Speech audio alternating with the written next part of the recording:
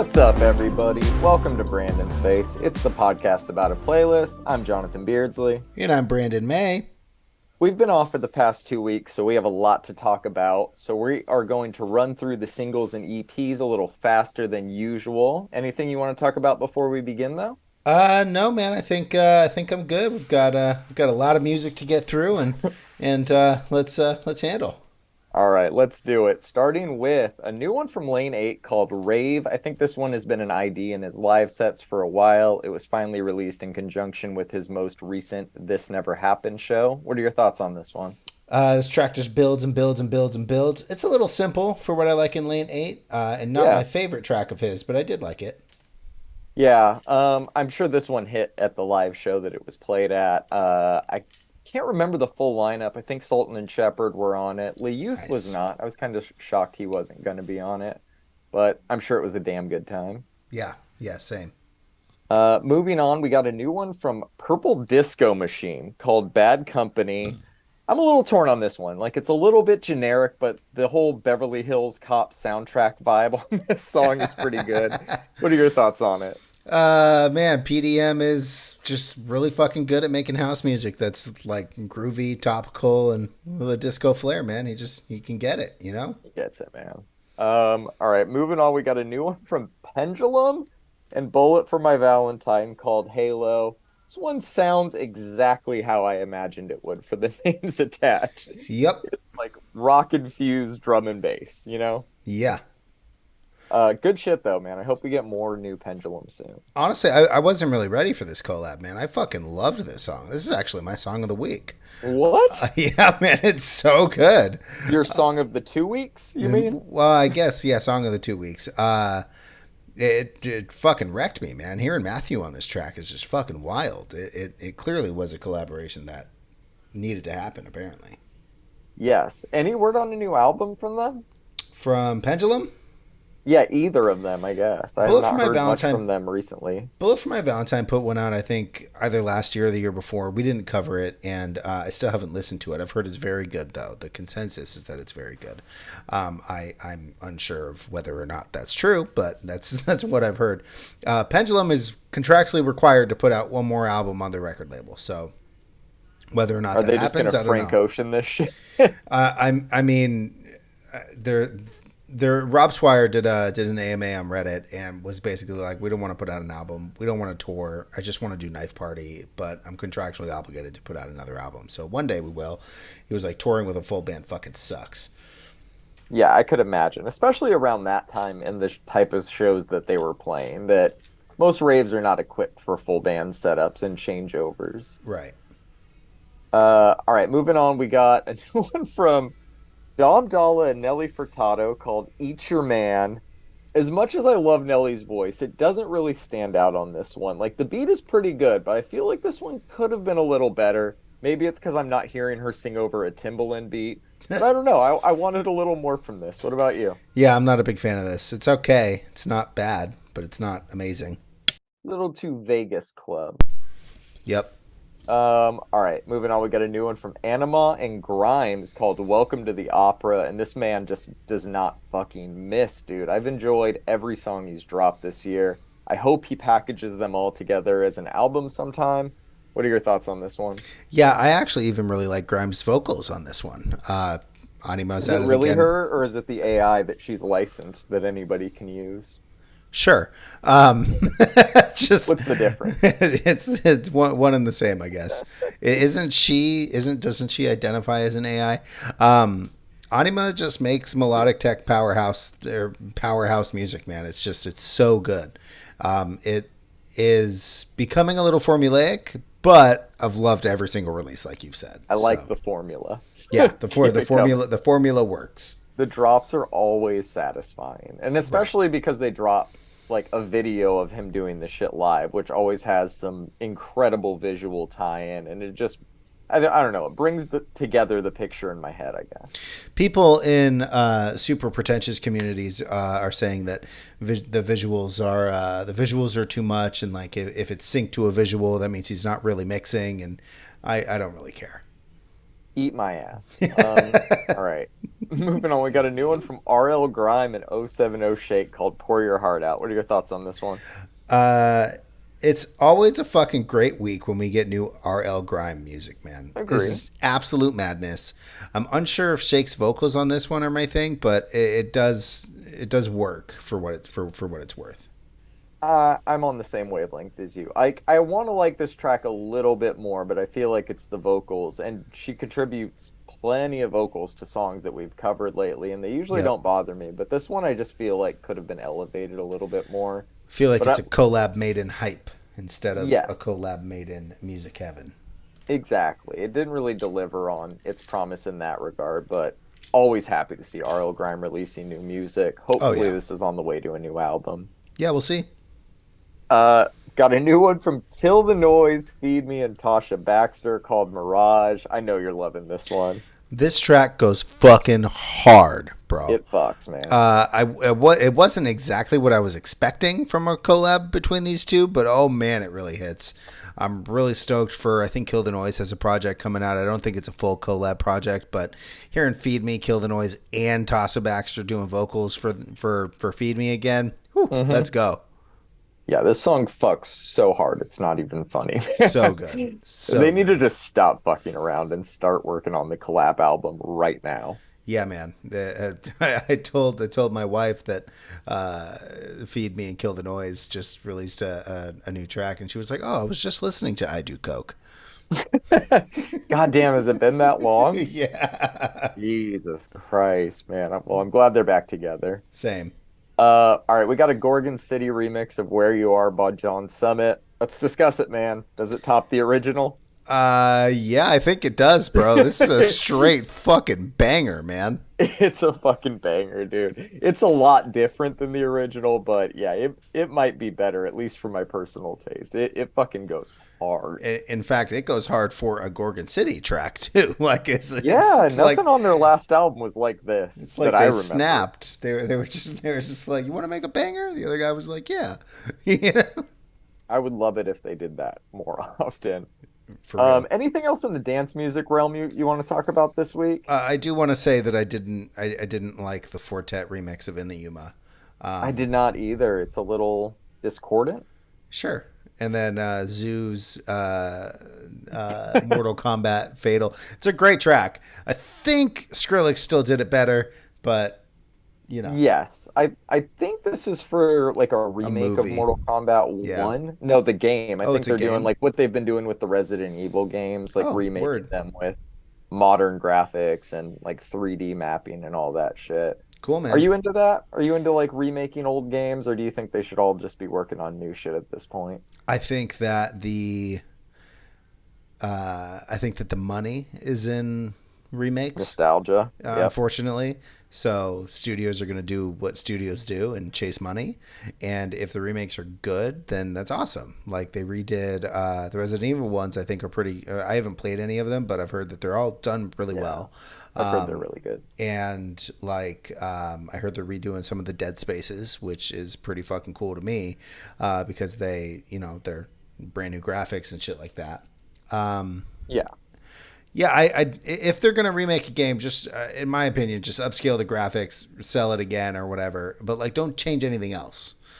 You know, Yeah, we the want the new music, the experience. music, fine. But like, even then, like the music is like such a big part of games to me. Like, imagine if they changed the music on like say Ocarina of Time or something when they redid that one. Like, come on, bro, it just wouldn't be the same. This is why the remake of Tony Hawk 1 and 2 was perfect because they kept the fucking original soundtrack, just added a Added to few it. new songs. Yep. Yep, and it was beautiful. Uh huh.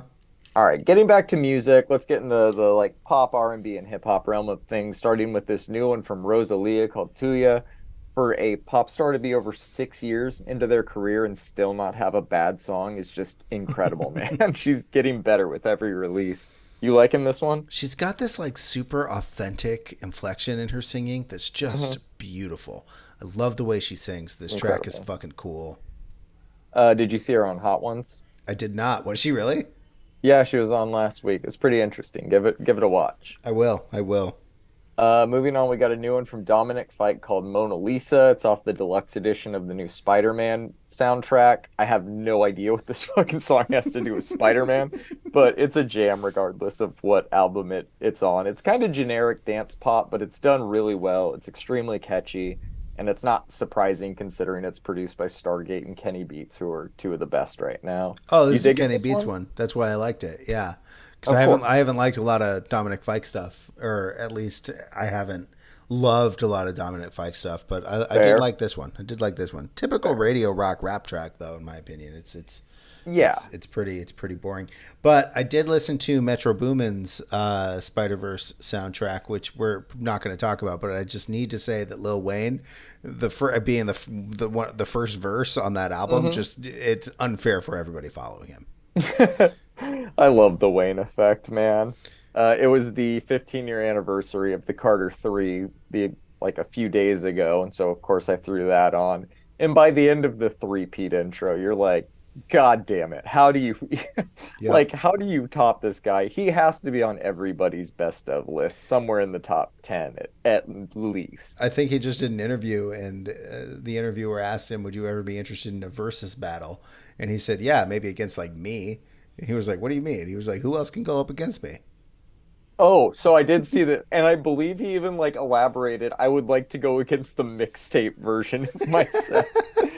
Which, for those who weren't around for his mixtape run in the mid 2000s, it was fucking unreal, man. Just, oh my God. Some of those albums, some of those songs are my favorite Lil Wayne songs to date. Him rapping over the ice cream beat just fucking was insane, man. That No Ceilings mixtape gets at least one play a year from me.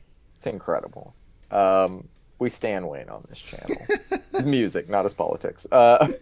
All right, let's move on to a new one from Chica. So this is called Requiem for a Dream. It's about fucking time she dropped another song. She's been quiet for so long that I was kind of starting to worry that we wouldn't hear from her again. She's been very open on social media and in the lyrics to this song about the struggle she's been going through. And I want her to do what's best for her, but like selfishly, I'm happy she's using music as a way to express herself Yep. again. And we get to hear all the stuff that makes her so great on a track that's way too short. We get her flow, which is just as magnetizing as ever. We get her singing, which really came into its own on her last EP. I hope we get more from her soon, but I'm just grateful we got this. What were your thoughts on this one? My notes say Chica Snap or something. Yes. This is Yes. so good. Dude, I missed her so much. Anything else in the pop, R&B, or rap realm you want to discuss? That No ID beat on that Saba track is Ah, fucking yeah, great. Human Nature, right? Yeah, I Yes, think we're yes. headed towards an album from them, but I Fuck don't yeah. think that's official yet. It seems like we're going that way. They've definitely been in the studio quite a bit.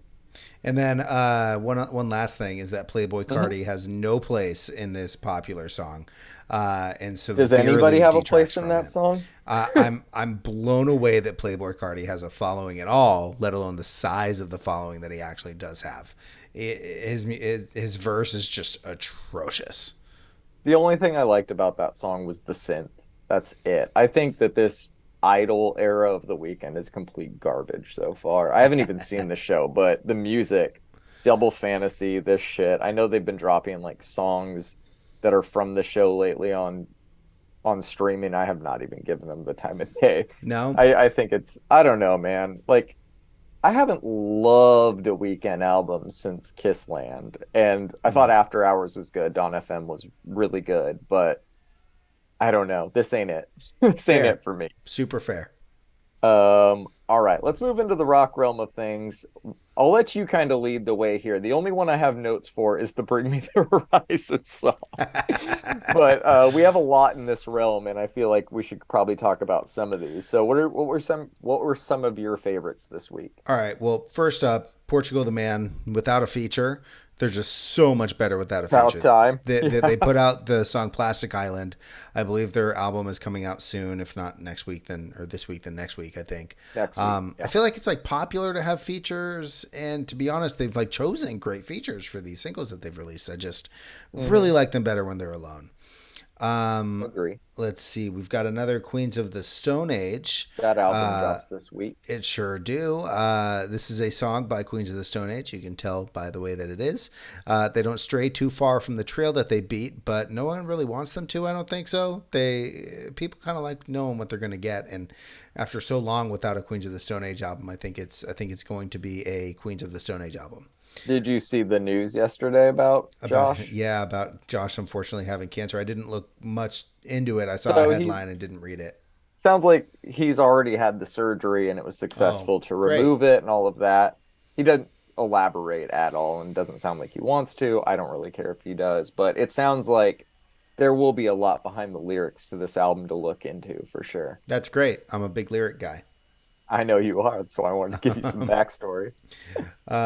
Soen put out a new track from what I'm hoping is which is definitely going to be a new record. It's a little more clean than proggy, but I still really enjoyed it. New front bottoms. New front bottoms, yep. I think we all have a little rage inside of us that could be released with a punching bag. This band is just really eloquent in the way they portray really like relatable things in jarring ways, while like the Yeah, surrounding music is like really glittery and happy. I fucking love that. same. August 4th, their new album drops. Fuck yes.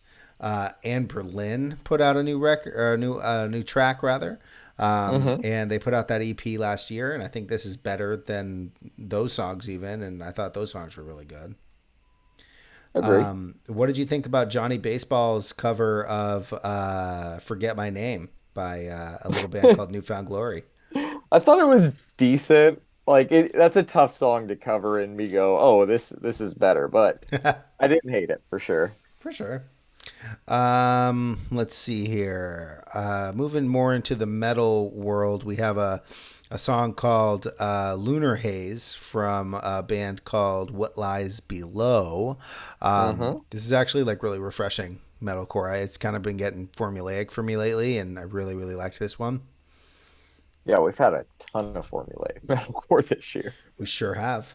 Speaking of unformulaic metalcore, we have a metalcore song by a little band called Bring Me the Motherfucking Horizon, um, Featuring featuring Uzi Vert and Lil Daryl Uzi Vert. of Glassjaw. Oh, dude. So leave it to Lil Uzi Vert to save the scene the same way he saved the deluxe edition. Am I right? I'm joking, obviously, but like the guy got on stage with Paramore at Madison Square Garden last week and did misery business with them. And now we're reviewing a new track he's on with Bring Me the Horizon and Daryl Palumbo, and it's the heaviest song Bring Me the Horizon have released in years. Yeah. I don't know. I don't know what your thoughts and feelings on this one are, but it shouldn't work, but I thought it kind of did. And like all modern Bring Me releases, I'm confused at how much I like it in a way that only they can make me feel. How are you Yeah. feeling about it? I'm just gonna say it straight up. This song is fucking great. Like I'm not Love even it. a little bit on one side of I'm like on the well it might be no this song is fucking great, man. This is the first Bring Me the Horizon track that I've just outright liked in a long time. And I think that Lil Own it. Uzi Vert being Yes. being a part of the scene is let's go, right? Let's The more the merrier, honestly. sure. Moving on, we have a new one from Arrow Mines, but more importantly, it's featuring a little band called Evergreen Terrace. Did you ever get into Ever them? heard of them? Yeah. What fucking year is it, bro? This track is fucking great. Yeah, I dug it. So Kit Fisto put out their new song called Midwest Outcast, which I am a fan of. I've been on like a real hardcore punk kick lately, and I found a few labels and a few artists, so we'll be listening to a little bit more of it. I don't really care if you Fuck like that or yeah. not. Oh, This throw it band on. stood out to me and happened to release a new track this week, so I threw it on. Their last EP is excellent. Very, very small band, but I really, really dig them. Let's see here. Promise Me Downfall is a I think band. we've covered their last single as well. Yeah, I think we did. This track is giving me major Dead to Fall vibes, and I love that shit. Small Yes. band. I basically know nothing about them though. So, Fair. uh, Anything on Good Morning Guilty before we move on to the EPs? what a song title! Great track. Real Silverstein energy, in my opinion. Yeah. Oh, okay. I could see that a little bit. And that's high praise coming from you. It is. I really did like it. I All right, thought love moving was a on. fairy tale, but it turned out to be a horror story. Is the song title? That's a great fucking song title. Great song title. All caps. Yes, we need sentence long song titles more often. I've been saying that for years now. All right, moving on to the EPs. I'm gonna let you handle the pronunciation of this first artist. I've been thinking about it for like a week. Pianetti Sintetici, I believe it's what it is. The EP is called Esplara 2. How you feeling about it?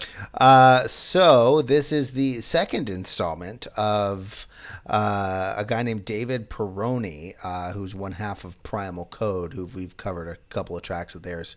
It's released on a record label called Hypnus Records on the full moon, as this record label only releases things on full moons. Ah, that's right. You've told me about this label. Yep, this is what the kids are calling hypnotic techno, and I gotta say, I fucking love it, bro. It's not club bangers, but man, it hits the spot that I like didn't know need to be hit. I think it's pretty good stuff. I'll be following Hypnus, and I'll be awaiting the third installment of the Explorer trilogy, which is happening. If you haven't, go check out the first one. I think it's pretty good. What Did did we you think about review this that one? one? No, we didn't. I just found this label and this artist, and I listened to it, and I was like, oh yeah, this is great. Oh, for sure. So I only heard this one once and I didn't get a chance to take notes on it. The only note I got down just said techno. Yeah, So that's it. Uh-huh. that tracks. Yeah, for sure. That is. Yep, that's it. All right. Moving on to a new one from Dave and Central C called Split Decision. This EP blew me away, dude. As an ignorant American who's just getting into more UK rap, I'm kind of ashamed that I've never heard of Central C until this project. But I quickly hit follow once I heard Sprinter, which is also my song of the week. There it is. Maybe the year, who knows? It's great, but like this whole EP is fucking great. I love that they decided to release a split to celebrate both of their birthdays. I don't know if I've ever heard of two hip hop artists doing that. But yeah, man, I'm gonna be bumping this one for a while. Can't wait to hear what they do next. What are your thoughts on it? All right. I'm a big fan of this for a number of reasons. Number one, the F40, or is that an F50 on the cover? I think it's an F50. I think it's an F50. This EP is just fucking fire, bro. I've been listening to it all week. The wordplay, the callbacks, where he's like, "This bitch looks like SZA," and then on the next track, he's like, "We got an SOS." The way they just trade off so smoothly. It's honestly a fucking amazing rap project in a year that's been filled with like lackluster releases, in my opinion. Agree. I wish it was longer. I wish they did a whole fucking album, man. I mean, if I could get like an entire album of this kind of energy, let's fucking go. I think I'm about that.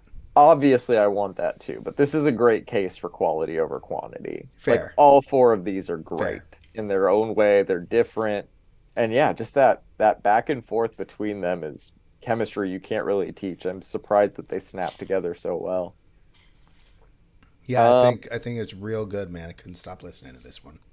yeah, it was great. I only got a chance to hear this Surprise Chef one once. I don't really have any notes on it. What did you think about it? I think we covered a couple of these singles already. I liked it. I didn't listen to it as much as some of the other projects these last 2 weeks because, well, there's like a lot. There's like a lot more. Fucking tons. One of those is this new EP from a group called No Guidance. The EP is called Is It a Crime? This is the debut EP from a four-piece R&B group. Uh, this kind of came out of nowhere for me, but after looking into them a bit, it seems like they were starting to achieve some viral success on TikTok over the past year or so. I think they had about 100,000 monthly listeners as of writing my notes. I imagine that's going to grow quite a bit once more R&B fans discover them. All four of these guys have great voices. They stand out individually, but also complement each other in a way that's very necessary to make music like this. I thought all four tracks of these were great, but it's the title track I keep coming back to over and over again. I hit follow within a few seconds of hitting play on that one, and I honestly just can't wait to see where they go from here. My only knock on this one is just way too short. Not in terms of the amount of tracks, but the length of the tracks. Yeah. Like if you got four guys that can sing like this, we need longer verses. Let them open up some ad lib runs over a loop of the hook like all the greats do. I know they would kill it, but seeing as they're just getting started, they're only going to get better with time. This is a hell of a EP to kick it off with. What did you think of this one? Did you get a chance to give it a spin or two? Oh yeah, man. This is like old school 90s R&B. It's wholesome, it's sultry, it's smooth, it's really well produced. I'm very much looking forward to more things from No Guidance. Yeah, great debut. Yep, agreed. All right, let's end the EPs this week with this new one from BROOKLANE called Stay Toxic. I know we reviewed at least the title track as a single. The vibes on that track carry over to the rest of the EP. I think all songs have features, but I don't really know any of the features, so these all just sound like, I guess, what I think BROOKLANE sounds like. Yeah, like kind of pausey, kind of aggressive punk. It's really fun to listen to. What'd you think about it? All bangers. All bangers. Paranoid is fucking great. So is Stay Toxic. Big fan of big fan of all of them. Good, man. That's a hell of a review for you, Brandon. I love it. Just bangers. All right, man. Let's move on to the albums this week, shall we? Absolutely. We've got a ton of them. All right, let's kick it off with this new one from the Foo Fighters, But Here We Are. What are your thoughts on it? Alrighty, sir. So, damn, this band has had a rough year, man. The loss of Taylor, their drummer, and the loss of Dave's mom, Virginia, is really fucking hard to go through, I bet. I, as you know, am a huge fan of the Foo Fighters. Not every album, obviously, but I do like a ton of their music. I believe we reviewed Medicine at Midnight when it released, and I thought that one was a little lackluster. I loved the album before that, Concrete and Gold, and I thought the album before that, Sonic Highways, was a little lackluster as well, even though they had a whole fucking HBO series about the recording of that one. Yep. All of that being said, I really enjoyed this record. It's the first full album, and somebody can correct me if I'm wrong here, that Dave actually tracked the drums for in totality, and the drums really stand out throughout the record. This is a Foo Fighters album, but they got really vulnerable with the lyrics on a lot of these tracks, like The Teacher, Show Me How, Under You. And they have a few softer songs that bring me back to their album, In Your Honor. Closing the album with the track Rest is just a tearjerker and a really cathartic way to end the record. As a big fan of the band, I really enjoyed this one. If you aren't already a fan, this probably won't change your mind much. But I'm going to give this a 7.5. My standout is Under You. What did you think about this one? That's fair, man. You already know my thoughts on this one. It's I've never been a Foo Fighters fan. Probably never will be. You could be right that seeing them live would change that, but like, it most definitely would. Given how much live shows cost now, and the fact that I have not been to a real music festival in over 10 years, I think the odds of that happening are pretty slim at this point. So with that in mind, my review of the album is pretty much the same as all of the singles we've reviewed so far, and probably all of their music as a whole to me, which is, it's fine if you're into this sort of thing. You definitely have a better ear for this type of stuff and a deeper knowledge of their discography to know if it's better or worse than previous projects. It all kind of sounds the same to me. It's very radio safe alt rock, the little grunge worked in from time to time. Lyrically, it is very well written. I wouldn't seek it out, but I'm also not going to complain if somebody had it on. So I'm giving this one like a 5 to 6. My standout is Rescued, but there was a few other decent tracks on it too. Yeah. All right. That's fair. All right, man. Let's talk about the hot topic of the last 2 weeks in the rock world, which is this new one from Avenged Sevenfold. Can I go first? Life is but a dream. Oh, you bet your ass you're going first. All right. The time we've been waiting for is here. It is my review of the new Avenged Sevenfold album. So I've been dying to talk to you about this record, man, because yes. I have some words. So during my research for this record, someone on the internet mentioned that it's a concept album, and I spent maybe 15 minutes trying to find what the fuck is the concept here. God, you didn't pick that up in the song titles. It isn't a concept album, but that probably would have made it like, I don't know, like 0.1% more bearable. Here's what I really think about this record. If you described this album to me without me listening to it first, polyrhythmic drumming, time signature changing guitar riffs, M Shadows right off the vocal coaching thing he was doing. They get heavy, they get soft, they get progressive, experimental, and sonically challenging at times. I would tell you, fuck yeah, dude, that sounds amazing. It is, however, not fucking amazing. The idea, like the creative change in direction, is something that I really admire in a band that has been kind of iconic for a couple decades here. The execution of this, though, leaves so much to be desired, man. I wasn't able to resist the hype on this one, and I fell into one of my many forums where people were discussing the album. I sent you one such one via text message. There were two extremely dichotomous feelings across the internet after this released. One, it's a masterpiece and the best album they've ever heard from A7X, or it's absolute fucking garbage.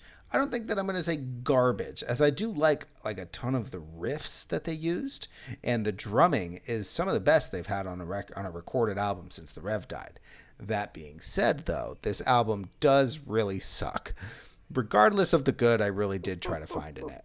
I went back and listened to their entire discography in preparation for this review because I wanted to hear how they have progressed as a band, and obviously there's some genuinely fantastic gems in their back catalog. Sure. Sounding the Seventh Trumpet has that raw hardcore feel that I remember. Waking the Fallen has that melodic death metal worship influenced metalcore sound that I remember. Unholy Confessions is just fucking epic. City of Evil has that just almost but not really prog sound that everyone kind of fell in love with back in 2005. Then Hail the King is actually a really good record, man. Self-Titled is all right.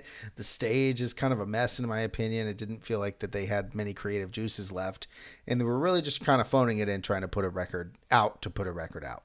That's not necessarily a bad thing but when it comes through the music, it definitely can be. I say all of this because I wanted to see how they got from all of that to this. This album is a fucking 4D 360-degree turn into another dimension completely. Cringy lyrics paired with jarring thematic changes, paired with weird instrumentations at like odd times. It's like someone read the definition of what progressive metal is and decided not to put any thought at all into like the recording of this album and just said, here's some synths and a harp. This has to be prog. Shadow's voice at sometimes sounds fucking great and absolutely dog shit at sometimes. Like those exasperated screams on Mattel. By the way, why would you name a song Mattel? I genuinely don't get it. Are they shilling for Hot Wheels? The cringy lyrics are like really poorly written, man. I have no idea who wrote this, but holy fuck, bro, they had 7 years to write it. All in all, I definitely did not like this album. It is in my nature to find things about music that I like, and I did like a number of times on this record, but no matter how hard I tried, it missed the mark every single time. It's like every time a song was good for like 20 seconds, it became shitty for the next minute and a half. I'm going to give this one a 2 out of 10. My standout is, I don't fucking know, man.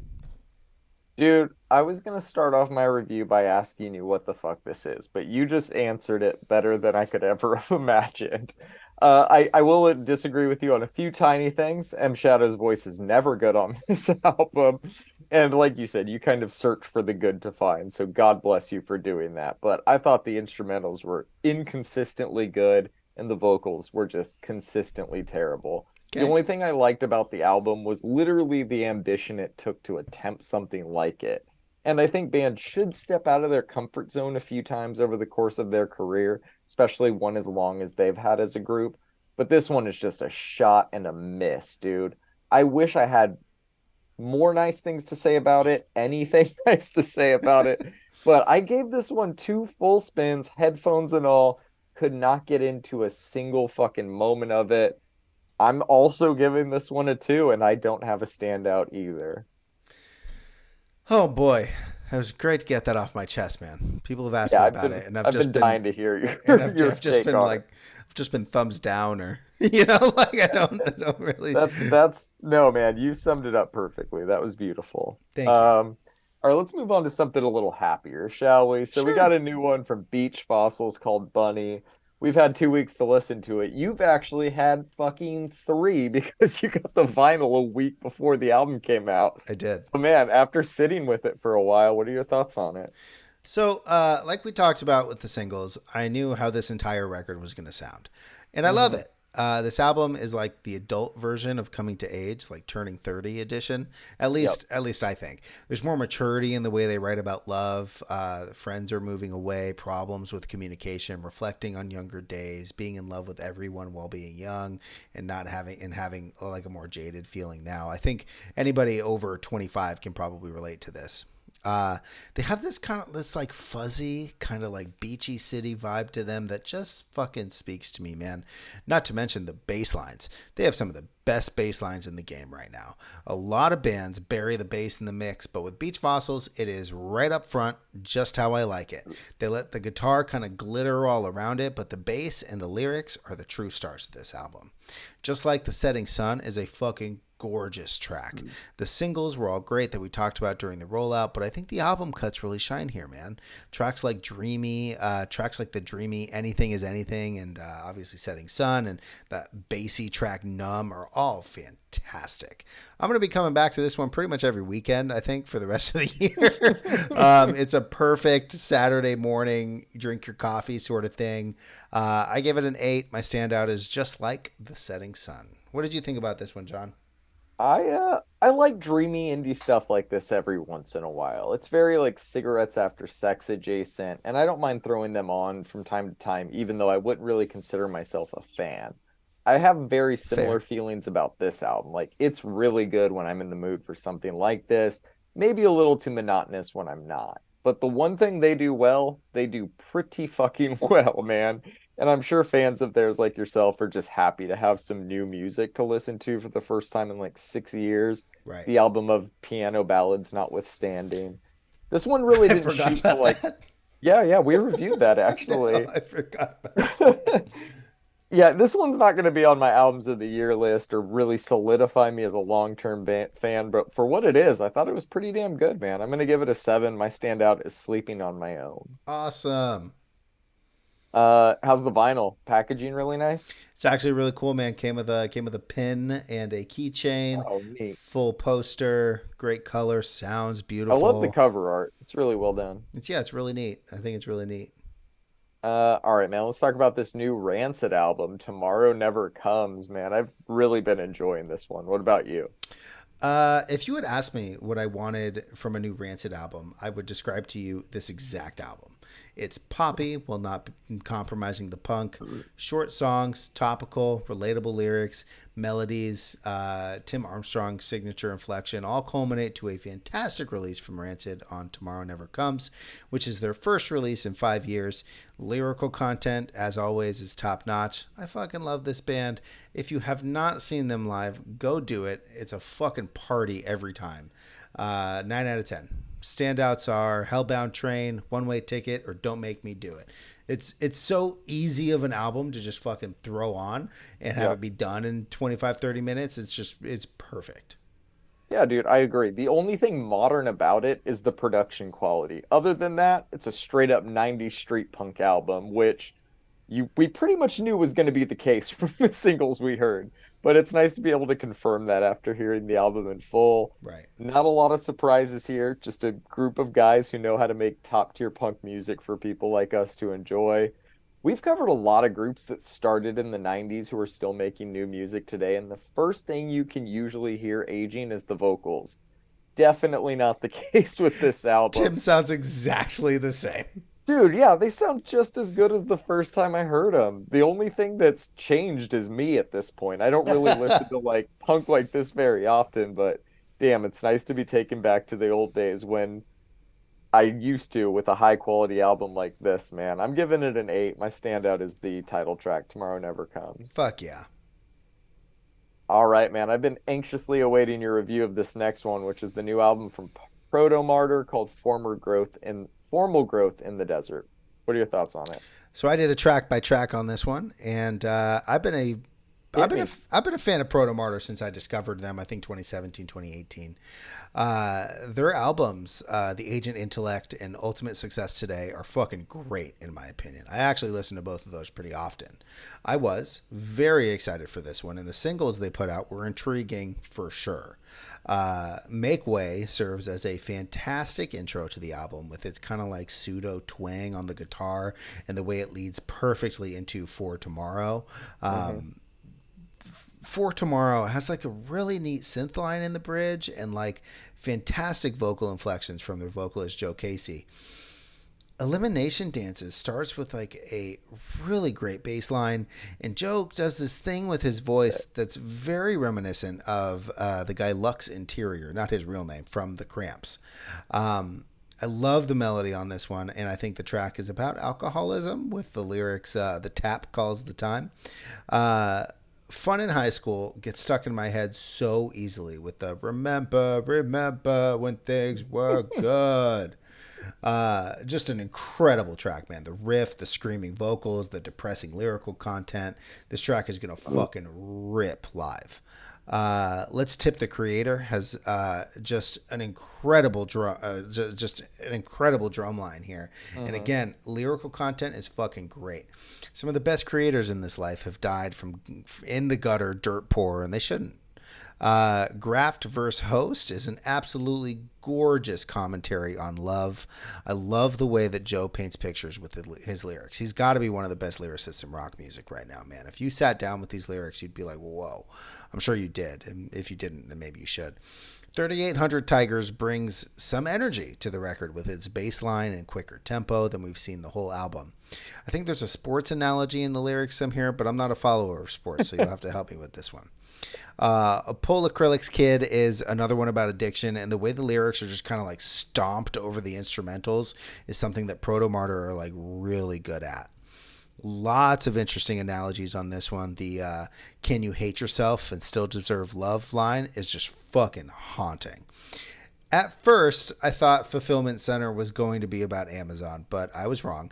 It's about finding love and fulfillment in your Jeffrey life. Bezos. We Know the Rats, however, might be about Amazon. It's a whole ass allegory about greedy rich fucks hoarding everything while we toil and get beat by the police. Wild song, man. The riff between the verse and the chorus is fucking incredible. The author has this like sweeping drum beat and bass line that just encompasses everything. While the lyrics tell you to love the ones you have before time takes them away. I believe this song is about Joe's mom. The closer, Rain Garden, has this like melancholy that's perfectly represented in the lyrics and the instrumentals and the way the vocals are delivered. Man, this album is fucking great. I think that if you just listen to it without paying attention to the lyrics, you may not get everything. And I think this is definitely an active listening art rock album. I think this album is a 9 out of 10. Everything. Okay. I like everything. I couldn't pick a favorite. Although Fun in High School or Graft vs. Host, I mean, I'll name them all. We Know the Rats. What did you think about this one, man? So I did not sit with the lyrics. I will have to look into that sports ball reference with you and get back to you. And maybe that's why my score is not quite as high as yours. But I enjoyed this one, man. I enjoyed the singles leading up to it. I was kind of wondering how I would enjoy a full album of like mid-tempo post-punk like this. The results were surprisingly positive. It was giving me some like Idols meets Fontaine's DC vibes. The vocals aren't very dynamic, but they aren't supposed to be. They put an emphasis on the lyrics and the tone, which I definitely appreciated. And like you said, the musicianship on this album is just excellent, especially the drumming, which turned out to be my favorite thing about it on subsequent listens. Overall, man, I have this one at a strong 7.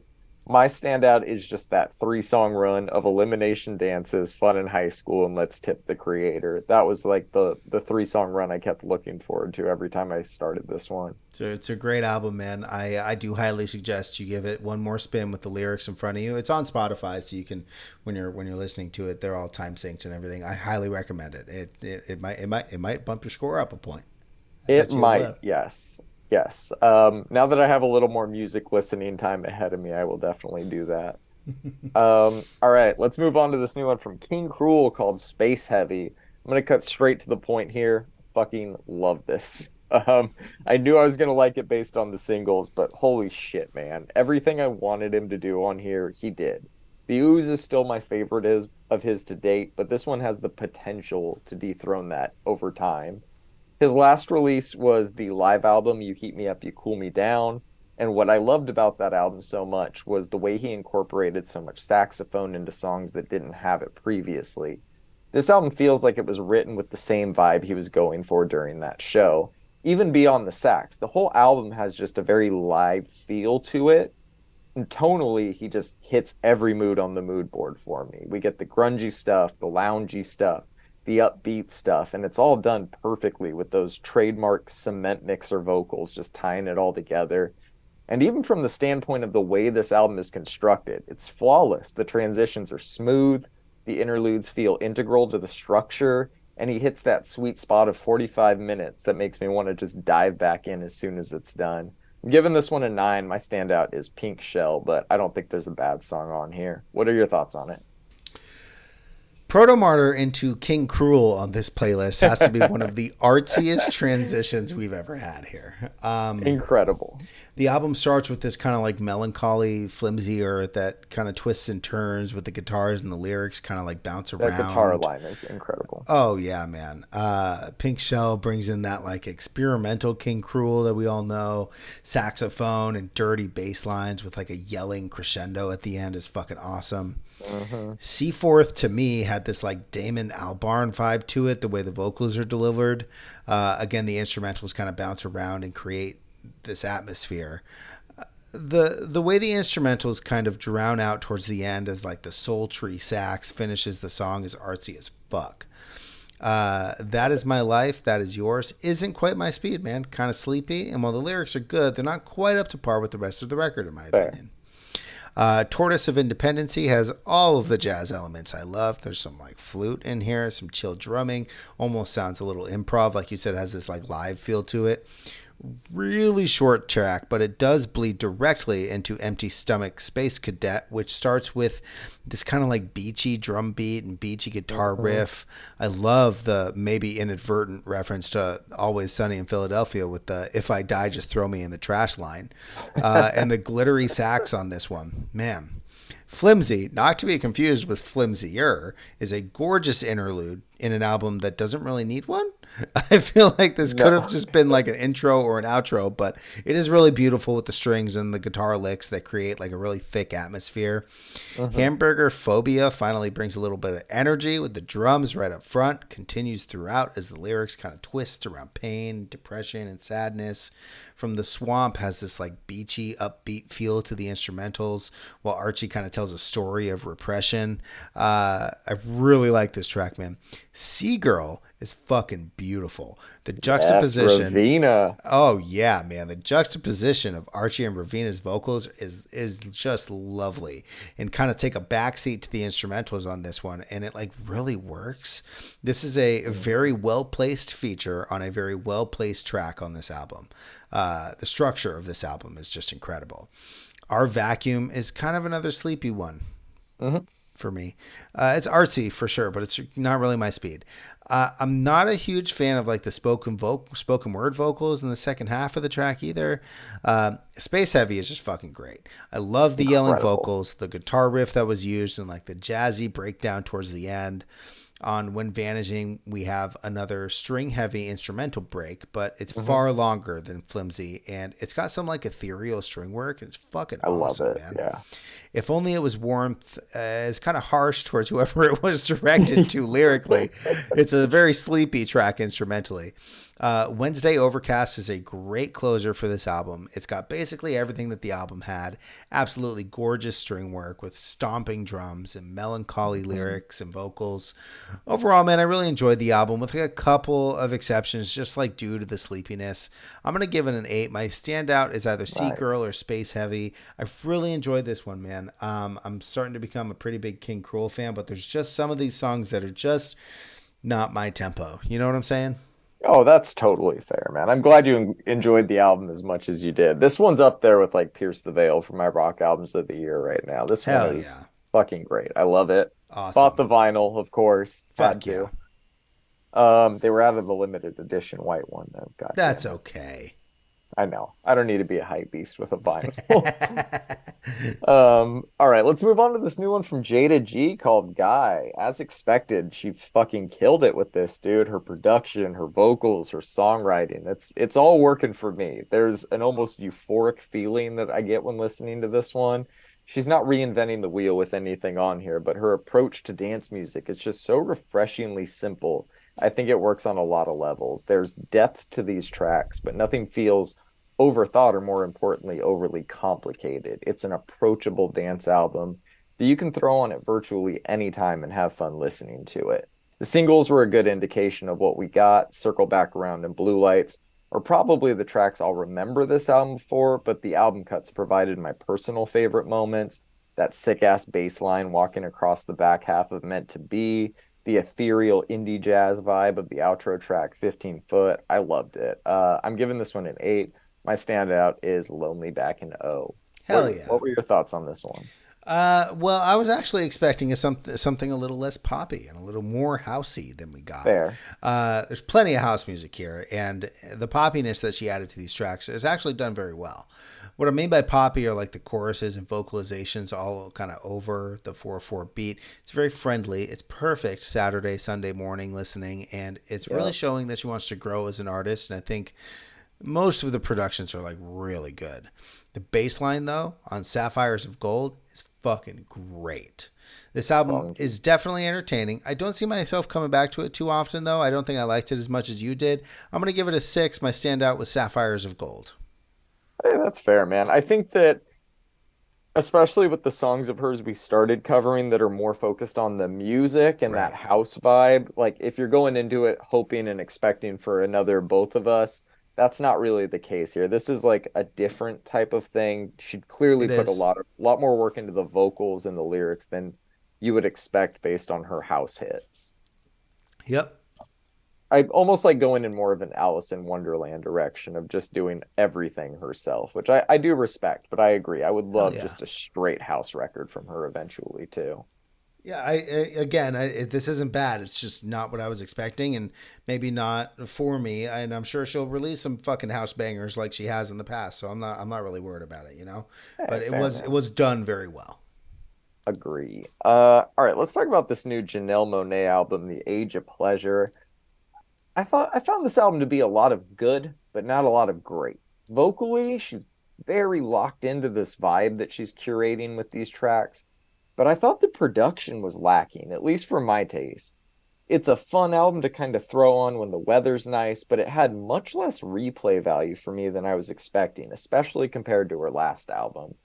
I wouldn't say I hated this one by any means, but I'd be lying if I said I wasn't a little disappointed with it. I'm going to come back to it in a few weeks when I have less to listen to and see if it hits me any different. But so far, this is not one of the more memorable pieces of work that she's put out. I'm happy she's in a place where she feels free enough to express herself however she wants, both physically and verbally. We got flagged for even trying to post this album artwork on Instagram, but musically just did not do it for me. Overall, I'm feeling a strong 6 on this one. My standout is Champagne Shit. Did you feel any differently? Yeah, man. This one was kind of a trudge for me to get through. I started it like 5 times before I sat and like forced myself to sit down and listen to it.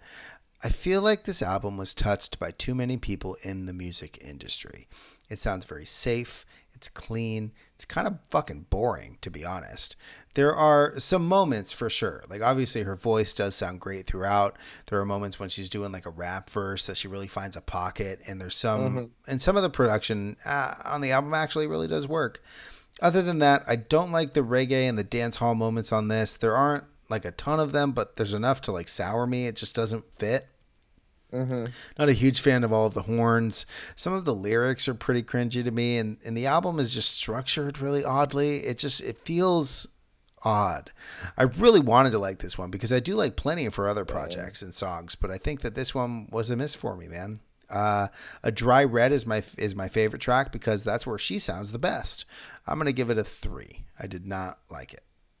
I'm not going to fight you on that. I feel like my score is a little higher because I wanted to like it so much. Maybe that's factoring into it, but definitely a disappointment.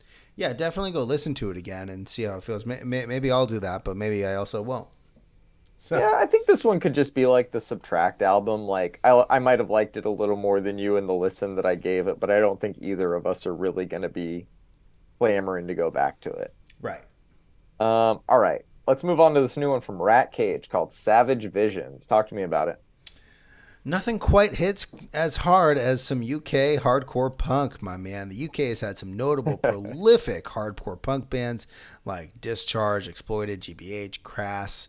Looks like Rat Cage is carrying the torch into the modern age. I really did like this album when I needed a boost this week. I'm very curious to hear what your thoughts were. This is just all fucking full octane. I'm going to give it a 6.5 out of 10. My standout was Nothing Is Sacred Anymore. I know it's kind of all the same, but it's 25 minutes of fuck you.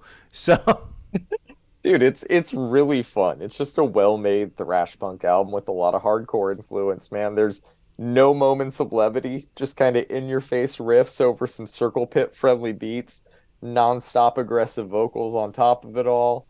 And I think it clocks in somewhere around 20 minutes. They don't waste a second of that time.